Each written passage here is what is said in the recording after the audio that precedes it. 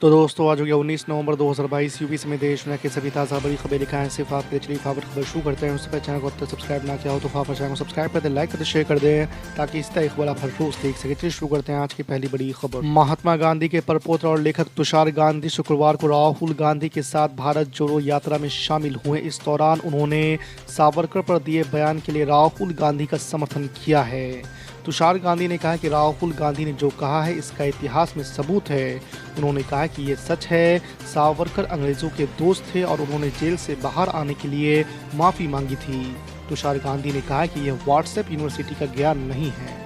शिवसेना उद्धव ठाकरे गुट के वरिष्ठ नेता और पूर्व मुख्यमंत्री के सबसे करीबी सहयोगी में से एक संजय राउत ने कहा है कि जेल में रहने के दौरान उनका वजन 10 किलो कम हो गया है। आपको बता दें कि मनी लॉन्ड्रिंग मामले में एक विशेष अदालत द्वारा जमानत दिए जाने के कुछ दिनों बाद एनडीटीवी से बात करते हुए संजय राउत ने कहा कि उन्हें अंडा सेल में रखा गया था, जहां उन्हें 15 दिनों तक धूप देखने को नसीब नहीं हुआ। रावत ने कहा कि उसकी वजह से उन्हें आंखों की समस्या हो गई है। महाराष्ट्र के उप मुख्यमंत्री देवेंद्र फडणवीस ने सावरकर पर टिप्पणियों को लेकर राहुल गांधी पर हमला बोला है। फडणवीस ने एक के बाद एक ट्वीट कर कई दस्तावेज भी शेयर किए हैं। बहस में इंदिरा गांधी को लाते हुए फडणवीस ने पूर्व प्रधानमंत्री द्वारा लिखा गया 1980 का एक पत्र भी पोस्ट किया है। महाराष्ट्र के उप मुख्यमंत्री ने राहुल गांधी पर निशाना साधते हुए कहा कि उन्हें अपनी दादी का लिखा हुआ पत्र पढ़ना चाहिए।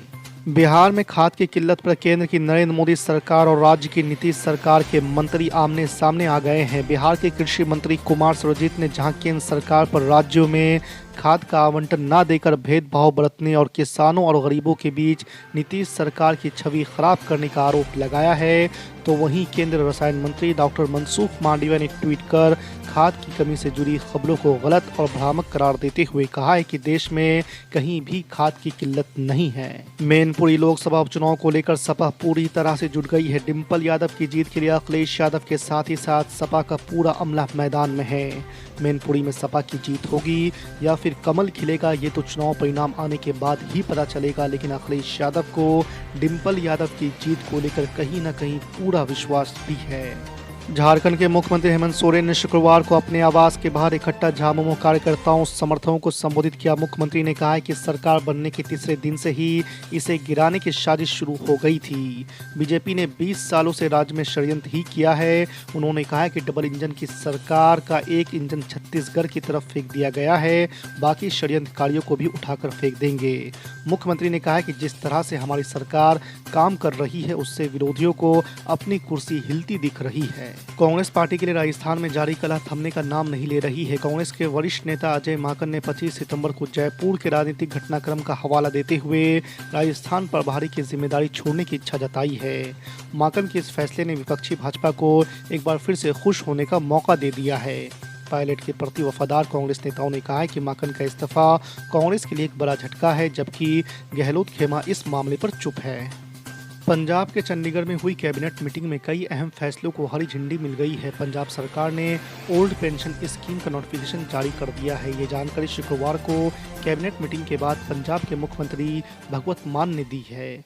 मीटिंग में गन्ने को लेकर भी नोटिफिकेशन अप्रूव कर दिया गया है। एमआईएम प्रमुख असदुद्दीन ओवैसी ने 2024 में पीएम पद की रेस में शामिल नेताओं पर अहम टिप्पणी की है। उन्होंने कहा कि राहुल गांधी पीएम मटेरियल नहीं है। इसके अलावा नीतीश कुमार तो अब खत्म हो गए हैं। उन्होंने कहा कि उनकी दवाई की तो एक्सपायरी डेट हो चुकी है। वहीं अरविंद केजरीवाल को छोटा रिचार्ज बताते हुए उन्होंने कहा कि वो तो खुद ही हिंदुत्व की राह पर है।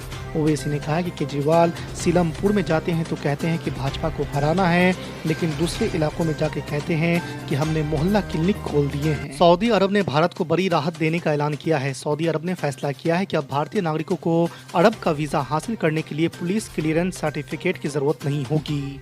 आपको बता दें कि नई दिल्ली में सऊदी अरब के दूतावास ने अपने आधिकारिक ट्विटर हैंडल से ट्वीट कर ये जानकारी दी है। दूतावास की ओर से कहा गया है कि अब वीजा के लिए पुलिस क्लियरेंस सर्टिफिकेट अब जरूरी नहीं होगा। ये फैसला दोनों देशों के संबंधों को और मजबूत करने के प्रयासों के तहत लिया गया है। राहुल गांधी की भारत जोड़ो यात्रा एक बार फिर से विवादों में घिर चुकी है। महाराष्ट्र में सावरकर के ऊपर की गई उनकी टिप्पणी ने नई मुसीबत पैदा कर दी है। एक तरफ भाजपा उनके ऊपर हमलावर है, तो वहीं दूसरी तरफ महाराष्ट्र में कांग्रेस के सहयोगी दलों ने सावरकर पर राहुल गांधी के बयान से किनारा कर लिया है। अब सवाल पैदा होता है कि महंगाई और बेरोजगारी को लेकर शुरू की गई भारत जोड़ो यात्रा में राहुल गांधी कहीं अपने मकसद से भटक तो नहीं गए हैं। टीडीपी के अध्यक्ष और आंध्र प्रदेश के पूर्व मुख्यमंत्री एन चंद्रबाबू नायडू ने कहा है कि अगर लोग उनके पार्टी को 2024 में सत्ता नहीं सौंपते हैं तो वो फिर कभी चुनाव नहीं लड़ेंगे। एक रोड शो के दौरान उन्होंने लोगों से भावुक अपील की है। नायडू ने कहा कि जब तक टीडीपी सत्ता में वापस नहीं आ जाती वो विधानसभा में कदम नहीं रखेंगे। नायडू ने कहा कि जब तक आप लोग हमारी जीत नहीं सुनिश्चित करते मैं असेंबली में वापस नहीं जाऊंगा, फिर मैं राजनीति में नहीं रहूंगा और अगला चुनाव भी नहीं लड़ूंगा।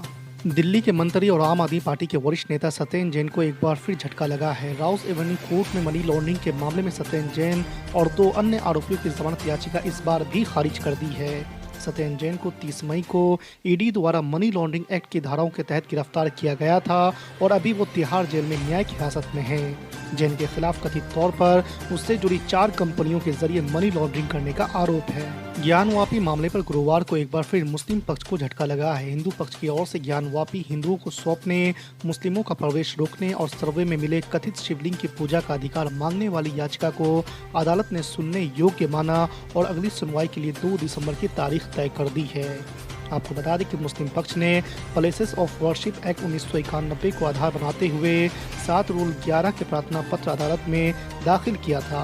कहा था कि यह विवाद प्लेसेस ऑफ वर्शिप एक्ट के तहत सुनने योग्य ही नहीं है। अदालत ने मुस्लिम पक्ष की दलील खारिज कर दी और याचिका को सुनने योग्य माना है। सपा के संस्थापक मुलायम सिंह यादव के निधन से खाली हुई मैनपुरी सीट के उपचुनाव से ठीक पहले शिवपाल यादव और अखिलेश यादव फिर करीब आ गए हैं। लंबे समय के बाद गुरुवार को शिवपाल यादव से अखिलेश यादव और डिंपल यादव ने मुलाकात की। इस मुलाकात की फोटो ट्वीट करते हुए शिवपाल यादव ने भावुक पोस्ट लिखी है। शिवपाल यादव ने लिखा है कि जिस बाग को सींचा है खुद नेताजी ने, उस बाग को अब हम सींचेंगे अपने खून पसीने से। बिहार के उप मुख्यमंत्री तेजस्वी यादव ने उद्योग मंत्री समीर कुमार के करीबी के ठिकानों पर हुई आयकर की छापेमारी पर अपनी प्रतिक्रिया में कहा है कि वर्ष 2024 के लोकसभा चुनाव को लेकर भाजपा डर गई है। आयकर की छापेमारी कोई नई बात नहीं है, ये 2024 तक चलता रहेगा, जनता सब कुछ जानती है।